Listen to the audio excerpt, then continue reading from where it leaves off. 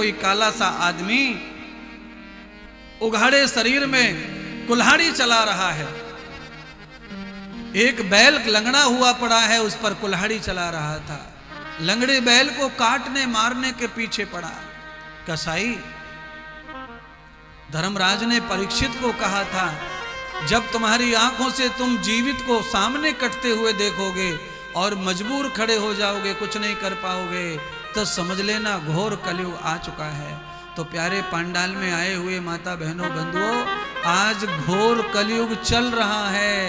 आप खड़े खड़े देखते हैं और कसाई सामने मुर्गी और बकरे को काट डालता है, हम चू भी नहीं कर सकते।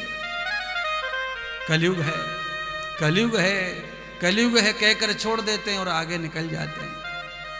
परीक्षित ने युद्ध लड़ा, परीक्षित ने युद्ध लड़ा, लड़ाई लड़ी और कलयुग को नीचे पटक लिया, धराशायी कर दिया।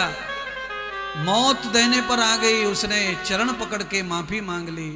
महाराज, हस्तिनापुर में ऐसे महापुरुषों का आगमन होता है, वो प्राण दान देते हैं, मेरे को प्राण दान दे दो और मुझे ऐसी जगह भेज दो मैं आपको तकलीफ ना दूं। राजा परीक्षित ने कहा, जब हमें तकलीफ नहीं देगा तो हम क्यों मारें उसको, प्राण दान दे दिए, माफी दे दी।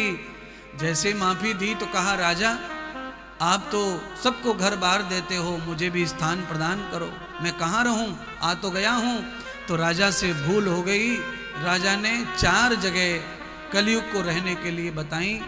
पहला सबसे दारू बताई, शराब में कलयुग का बास बताया, जाओ शराब में तुम्हारा बास हो। कलयुग ने कहा, महाराज ये तो अच्छी जगह नहीं है।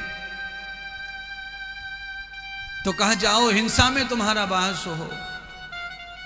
कहा, महाराज ये भी अच्छा नहीं है, तो क्या करें। तो कहा, जाओ जो स्त्री अपने बदन को बेचती हो, पैसों से शरीर को लुटाती हो, ऐसी स्त्री के अंगों में प्रवेश हो जाओ।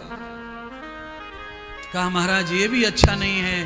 तो कहा, जहां लोग लालच में पैसे से पत्ते खेलते हैं, जुआ खेलते हैं, वहां भी तुम्हारा बास हो।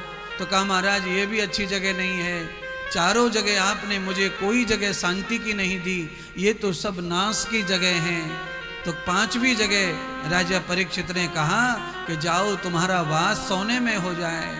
तो जैसे ही सोने का कहा तो परीक्षित ये कह तो गए मुंह से, अब परीक्षित पछतावा कर रहे हैं कि मेरे मुंह से गलत निकल गया, पर अब क्या करे, अब पछतावे से होत कहा, मुंह से जो निकल गया वो निकल गया, वापस कैसे लें। इतनी ही देर में कलयुग ने कुबेर के खजाने में जाकर के बक्से में रखे हुए मुकुट में प्रवेश कर लिया।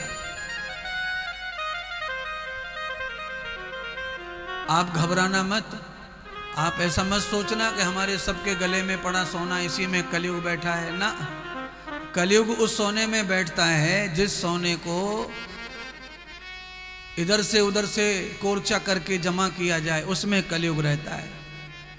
जो सोना पति पत्नी के सहयोग से खरीदा जाता है श्रृंगार शौक मौज के लिए, उसमें कलयुग नहीं है। फिर वो सोना तो आपत्ति काल में आपके काम आएगा, पर जो सोना पति की जेब में से चुरा चुरा कर इकट्ठा करके बनाया और नाम दे दिया भाभी का कि मैं तो अभी रक्षाबंधन पे गई थी, भाभी ने कुंडल बनवाए मेरे लिए, भाभी ने कुंडल बनवाए।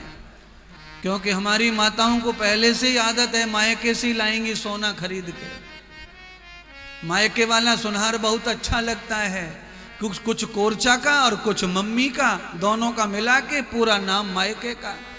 तो जो पति की कमाई को मायके में जोड़ करके नाम देते, ऐसे सोने में कलयुग वास करता है।